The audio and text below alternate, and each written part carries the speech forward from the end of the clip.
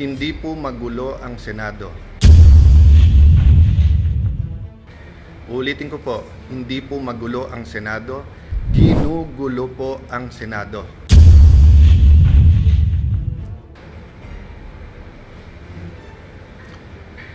Praise God for this opportunity to tell you the truth, to report, to react, and to make an appeal. First, sa mahal nating Panginoon, and second, sa ating mga kababayan. First po, ang aking pong appeal sa lahat is we start focusing on the truth and the whole truth. Half truth, hindi pa rin po truth yon. So let me narrate the facts to you and let me tell you the truth. Magandang hapon po sa inyong lahat. First truth, hindi po magulo ang Senado. Ulitin ko po, hindi po magulo ang Senado, ginugulo po ang Senado. Iba po yung magulo, iba po yung ginugulo. So it has been confirmed, mismo pong yung Sergeant at Arms na inappoint ni Senator Soto, former Senate President, at mismong ang NBI Director ang nag-confirm na nung Lunes ay pinayagan yung NBI sa loob ng Senado para po arestuhin si Senator Bato. Makikita nyo ang intensyon din po ay wag po siyang pabotohin. Yung po ang intensyon. Kung ang intensyon lang po ay arestuhin siya, pwedeng mahinahon na umakyat sa session hall, magpaalam at saka iserve ang warrant. So fact number 1, katotohanan number 1, nakakalat yung mga NBI sa Senado nung Monday para pigilan si Senator Bato na bumoto. Fact number 2, masasabi ko na pong facto ngayon kasi po nagawa na namin. Fact number 2, hindi totoo po ang propaganda ng dating majority, ngayon ng minority. Yung propaganda po ng mga Dean of the Law Students, Law Schools, and I'm asking these deans to issue an apology. Naniwala po sila sa propaganda. Let me correct myself, ha? Naniwala sila sa propaganda. Yung propaganda is that the new majority is here to stop the impeachment.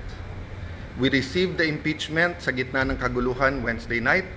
I signed the letter yesterday, sent it to the House of Representatives, na-receive na po nila, at nakalagay sa sulat na ayon po sa rules ng Senado, kasama sa order of business sa Monday, and kung walang magque-question ng rules, at sa aming caucus nag-agree walang magque-question ng rules, ng impeachment rules, sa hanay po ng majority, o sa aming pong 13. Therefore, we can already convene as an impeachment court on Monday. So lahat po ng kinakalat nila na ito po'y lahat na nagaganap para protektahan lang po ang isang tao ay hindi katotohanan. Hindi po kami magko-convict dahil lang po sa politika, hindi rin po kami mag-a-acquit dahil sa politika. Impartial impeachment trial ang nasa konstitusyon, yun po ang balak naming gawin. So truth number 1, NBI ang lumusob at pumasok sa Senado at nakipaghabulan sa isang senador kahit pwedeng hintayin na lang sa session hall or sa office of the Senate President. Fact number 2, ginugulo nila kasi nasira yung kanilang narrative. So fact number 2, pwede nang mag-umpisa sa Monday ang impeachment trial. Ako nga'y medyo nababahala kasi baka gamitin yung issue na to para maraming magsalita sa Monday tapos sa amin ibabalandra kung bakit may delay sa impeachment. Fact number 3, kinausap, inimbita ko sa opisina ko, sabi ko pwede pa siya magsama pero pinili niyang mag-isang pumunta sa office. We had a number of senators there. And sinabi po ni NBI Director, he will follow the Senate and he will not arrest sa loob ng Senado. We told him to submit the warrant para makita namin. Sabi niya nung Lunes, Tuesday niya isasubmit kasama ang sulat. Pinayagan namin iuwi niya yung 10 operatiba niya, agents niya, with the condition na ibibigay niya yung spot report. Hanggang kahapon po, hindi binibigay. Ang alam ko hanggang today, hindi binibigay. Pangatlo po, sabi niya, hindi siya kikilos, hindi niya pakikilusin ng NBI nang walang coordination sa amin. Wednesday morning pa lang po, may reports na po kami na naglalabas-pasok po ang mga NBI agents. Naka-alert na po kami ng Wednesday. Pagdating po ng hapon ng Wednesday, paulit-ulit sinasabi po sa akin na meron pong NBI agents na naka-full tactical gear. Ibig sabihin po, naka-uniforme, may vest, may mahabang armas na nasa GSIS. Nagbigay ng contact person si NBI Director Matibag. Tinawagan namin yon at sinabi niya, pinapaabot ni Director, walang NBI sa Senate, walang NBI sa GSIS. Nung hapon, umakyat sa akin si General Mao at nagsabi po sa akin na may nangyayari sa mga pinto at yung GSIS ay nagsasara ng mga pinto at nagsasabing kahit senador po ang dadaan doon ay kailangan inspeksyonin. Sabi ko kay General Mao, pakianyaya sa head ng GSIS, administrator yung nagamit niya noon, I think he meant GM. Sabi ko, I'm willing to talk to him very calmly, please call him. The next thing I knew, meron na daw mga armado doon. I asked them to call NBI ulit. Sinabi na naman nila na wala. Samantalang kitang-kita na ng mga nakasuot ng NBI. The next thing we knew, may mga putukan na at akala po namin yan ay mga fireworks. Nagpuputukan na pala po sa baba. Still, they were denying that NBI yon. Kahit na yung mismong winarningan nila ay nagsabing NBI sila. So please look at the context. Alam natin under siege nung Monday or nasa loob ng Senado ang mga NBI. Alam po natin na nakipaghabulan sila. Gina-justify pa dahil ito daw po ang paraan na mag-arrest. Pagkatapos pinangako sa amin na wala daw pong NBI sa paligiran. Nandun na po ang Marines, nandun po PNP, libo po ang PNP sa labas, naging very transparent kami. Nakiusap kami na walang baril sa loob ng Senado. Tignan nyo po lahat ng video. So nung nangyari na po yun at hindi na po namin alam kung sino kakausapin dahil nagkaipitan na sa loob ng kwarto ang bawat isa, ginamit natin Facebook. Ang sumagot po ay si Secretary ng Interior na si John Vic Remulla. Dumating siya, sabi niya, please allow the police inside. Nag-usap kami, sinabi niya, secure kagad, I'll be there in 10 minutes, secure the CCTV. Agad kong sinabi, kay as soon as nakaakyat na po si Sergeant at Arms Mao, sabi ko, secure the CCTV room, huwag niyong gagalawin. Pagdating ng mga police, make sure you have 2 copies, isa sa kanila, isa sa amin, para hindi po matamper. Yun din po pinag-uusapan ng ibang senador sa loob ng room. So nung sinabi po ni Jinggoy na itago, ang ibig niya sabihin, make sure walang makakuha kung hindi po yung police. At sinagot siya nun, kung tinuloy yung video na yon, may sumagot na nakasecure na po. As soon as Secretary Remulla came, the first thing he did was kamustahin kung okay kami, kung secured yung mga senador. Then tinanong yung CCTV and then nagpaalam kung pwede i-sweep floor by floor at pumasok yung iba pang pulis. Technically, I could have said it was under Senate jurisdiction. But he gave me his word and he followed his word that this will be a investigation that is independent. So dalawa po, joint investigation to. Lahat po ng CCTV agad binigay. Pangalawa po, lahat ng crime scene hindi po namin tinago. In fact, sa GSIS hindi kami makapasok, pulis lang. Kaya bago umuwi si Secretary Remulla at si Chief PNP Nartates, hiningi ko na makapasok din po. Kasi nung una, inilalabas ang narrative ng iba na wala daw putok from the other side. Nung una, isa pa lang ang nakitang putok o bala na tumagos galing sa kabilang side. Pero nung pinayagan kami sa loob at nung pagkatapos po na inusisa ng mabuti ng PNP, nakita po na may at least 5. So what am I saying here? This is the results of the independent investigation so far.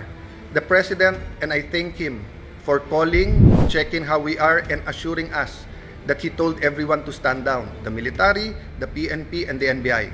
But I told him, sir, the NBI has been lying to us. Sabi niya, hindi, susunod sa kanya yung NBI. Sabi ko, sir, with all due respect, nandito naman si Sec. John Vic, siya na mag-report sa'yo.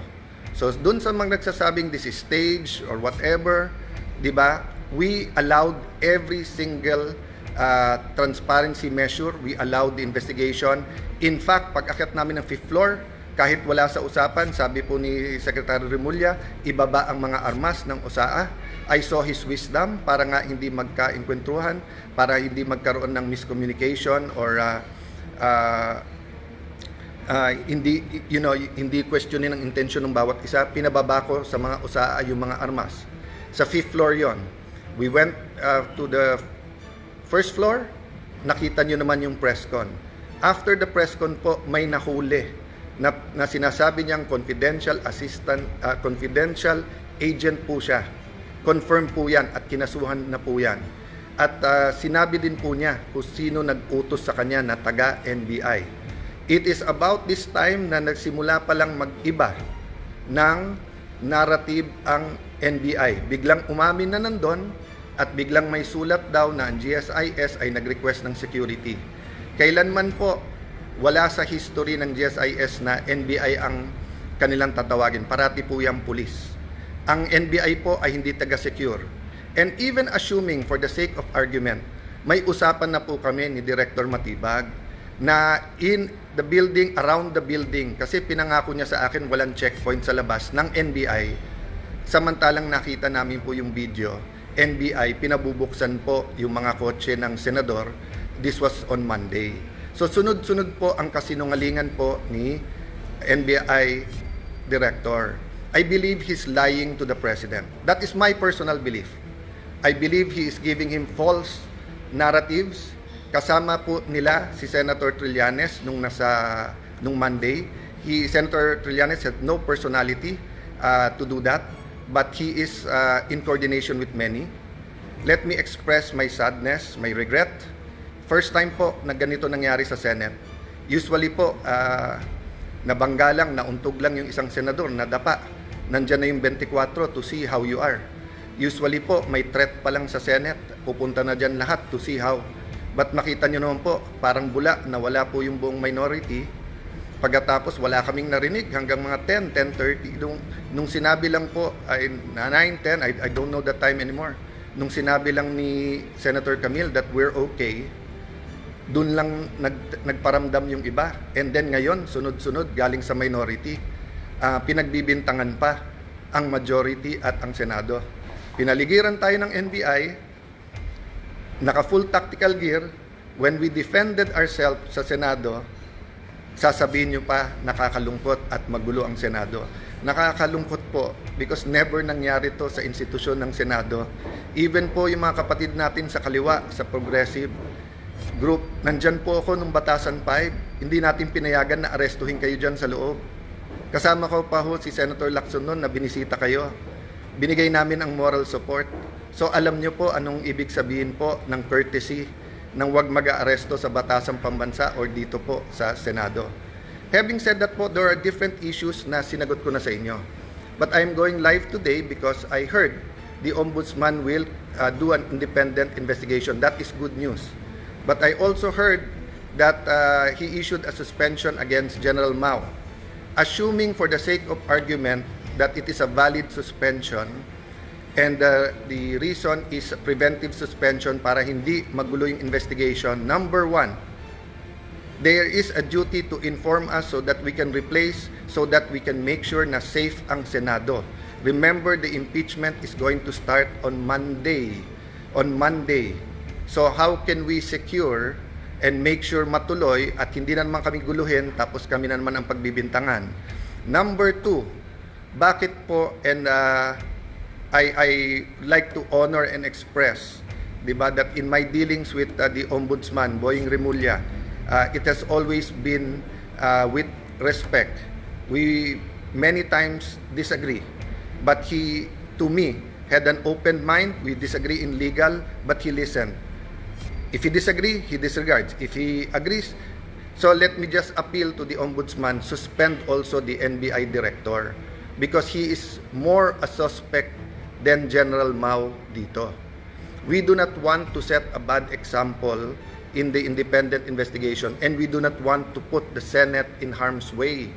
If we tell the OSAA, the Marines, the PNP who are all there, that pagka may armed men all around the Senate, we cannot defend ourselves.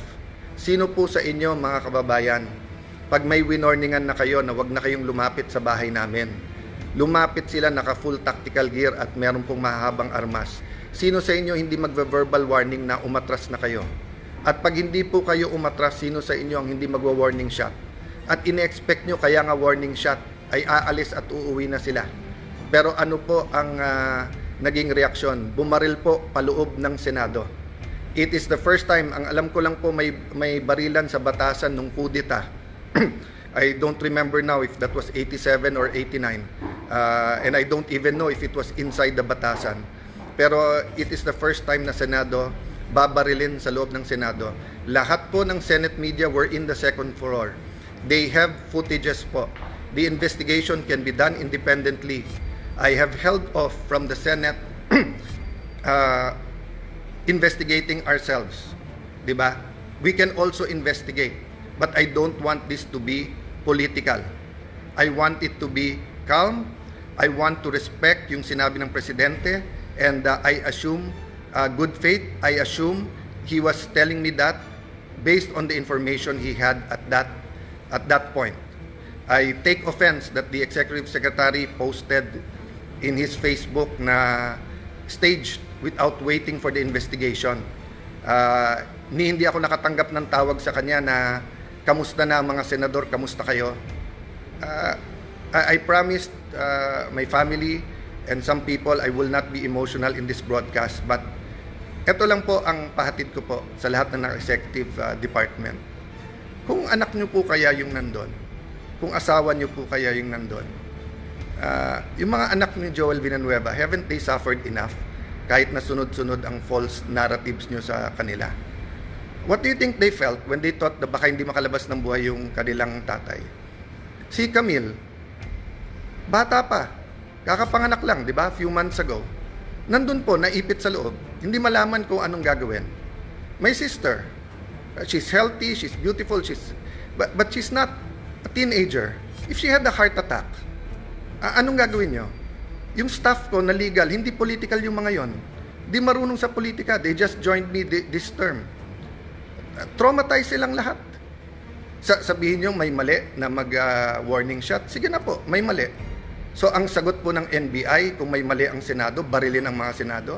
Kayo po sa minority, mas importante sa inyo ang 2028, mas importante sa inyo ang Senate presidency, kaso sa buhay ng mga kasamahan nyo. O sige, tanggapin ko na yun. Tanggapin ko na kung meron utak pulbura, meron din utak politiko, but you're willing to see the Senate that way, and you're willing to join the narrative, to flip the narrative, to say that since I got there, magulo ang Senate. Why? Kailan naging crime ang magpalit ng Senate President? Sino ba nagpapasok ng NBI kaya nagkagulo nung Monday? Hindi ba si Senator Soto? O, sino ba nagpadala ng NBI nung Wednesday kaya nagkagulo? Hindi ba si Director Matibag? Sino nag-utos sa kanya? I believe the President told him to stand down. But anyone below the President could have said, no, ako sundin mo, tumuloy kayo doon. He could have called me and told me na huwag kayong maalarma, nandyan. When my sister called, ano sinabi niya? When Senator Loren, he kept on denying. Nung sinabi ng sister ko from the back, kasi hindi na namin malaman nangyayari, do your job. Pinagsisigawan yung sister ko na huwag mo akong sigawan. Yan po ang response ng ating NBI director nung akala niya, nung nalaman niya na under attack ang Senado. Hindi niya sinabing, ma'am, susugod, ma'am, titignan na, ma'am, pupull outin, ma'am, tatawagin namin ng DND, ma'am, tatawagan namin. Hindi. Ang sinabi niya, huwag kayong sisigawan. So mga kababayan, kung tumawag kayo ng 911 at sinabi yung nilulusob ng mga bahay nyo, may mga armado na puputukan, at ang sabihin ng taga 911 sa inyo, huwag nyo ako sigawan, ano po mararamdaman nyo? So, I have held back emotions. I have tried to answer as much as I can. I have a narration of facts. I have the videos. I could have made accusations yesterday sa harap ng media. They know what really happened. But I didn't. Why? Because Our country is in several crises right now. The crisis brought by the oil shock. So I want the 5 or 7 bills that can help us. Tinawagan pa ho ako ng DepDev, yung dating NEDA na secretary, kasi biglang kinancel ang LEDAC sa Tuesday at sabi ko, willing ba akong ituloy? Ito, willing po, dahil napaka-importante to. At sabi niya may i-discuss na new taxes na importante. Sabi ko, willing to listen. O yung pala, sinasabi ng mga kasamahan namin, kinakausap at tinatawagan at yung iba'y tinatakot dahil kailangan daw magpalit ng Senate President sa Monday. Politika na po yun, isang tabi natin yun. Let's go back to the main issue. The integrity of the Senate. The President used to be a senator. He understands this. That's why he went on national TV. I believe that's why he called. Because he wants to make sure we know in the Senate that he will not allow that. Pasensya na po sa mga kaibigan, mga kakampi sa DDS. I take that po, yung sinabi ng Presidente, I assume good faith. I assume that when I am told as Senate President and when the President speaks, he is speaking truth. Ang problema is he being told the truth. Is Matibag and others under him telling him the truth, or do they have their own agenda for 2028 and they have their own agenda for the Senate presidency? Lastly, I may leave anytime.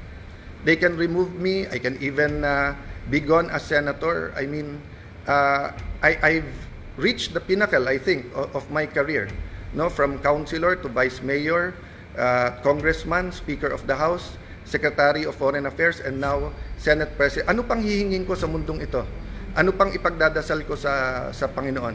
Siguro po, dito sa local, kasi mahal ko po ang aming bayan ng Taguig at Pateros, di ba? But so far as national, wala na po akong hanapin. Tahimik po buhay ko. Tahimik po buhay ng ate ko. We're minding our own business. But when 12 senators came to me and said, we have to make sure that everything is done by the Constitution. Simple ang sinabi ko, will we have a fair and independent impeachment process? They said yes. Are we all willing to sacrifice? Yes. Are we going to be confrontational at every move? Hindi. Pero bakit po ganito ang inaabot namin? So again po, hindi po kami magulo. Ginugulo po kami. So again, Honorable Ombudsman, please consider, remember po, in an investigation, it's not only the result, it's the process. So there will be no independent investigation while the NBI officials hindi lang po yung director, yung pong head ng transnational crimes, kasi yung po ang tinuturo ng kanilang confidential agent. Hanggang hindi po sila sinususpend, tapos ang sinususpend po ng sa Senate.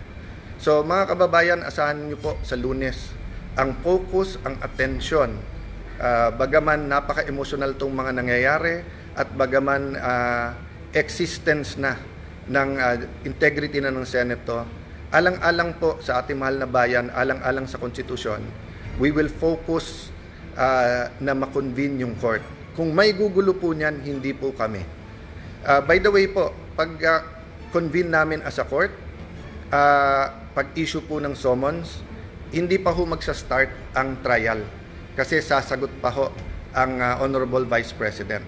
So wala pong dahilan na magmadali silang magpalit sa Monday, even if they will recycle another narrative to say that this is for the impeachment.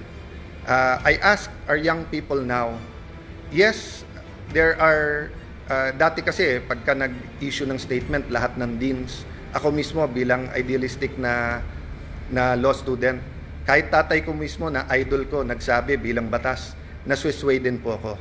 Pero tignan nyo na po yung katotohanan versus po sa propaganda. Sabi ng mga deans, ang palitan daw ay para makontrol po ang impeachment at para po ma-dismiss. I'm paraphrasing, di ba? Or whatever you call it, whatever word you use it. Hindi po. In fact, mas mabilis pa ho kaming kumilos. Kasi pwede pong Thursday na namin check-in, lahat ng annexes, etc. Kasi nagkagulo sa Senate ng Wednesday night. But hindi po. I think the very professional Senate Secretariat, despite yung buong gulo, tuloy-tuloy po. Tuloy-tuloy po yon. So again po, you want an independent investigation, go ahead po. Pero delikado po kung ano magiging katotohanan because ang katotohanan po, ang Senado ang ginugulo. We will keep you updated. Again, we have all the facts. Sa mga matitinik na reporters na may mga tanong na pointed, I'm talking about outside the Senate kasi inside the Senate nakapagtanong naman sila. We're ready to answer all of the questions. We just wanted everyone, to not have a national trauma about a news that inaatake ang Senado ng NBI. But now that it's out, that it is the NBI, prove to us that that was a rogue decision. Prove to us po na misfire po yun at hindi po yun ang talagang tangka, di ba? Again, I will give everyone the benefit of the doubt. Pero doon po sa mga nagsasabing drama, etc., ito lang po sasabihin ko sa inyo. I hope your family is never put in that position. Because I was there. And I wanted to go out and I wanted to face them. Di ba? And I saw the reaction of everyone and I watching the video, sobrang tapang po. Hats off. I really respect po yung Senate media. Hindi kayo nagtago, hindi kayo umuwi. You run towards danger so that people will know the truth. Kaya yung pakiusap ko, lahat ng naglalabas ng video, nakitang-kita yung katotohanan, kaya nasisira mga gawa-gawang narrative. Continue to do that. So may we ask God for one thing, the truth to come out. The truth to come out. Based on the truth, let's move forward. Let's build our nation. Let's not destroy our nation. Let's build our nation. God bless you all.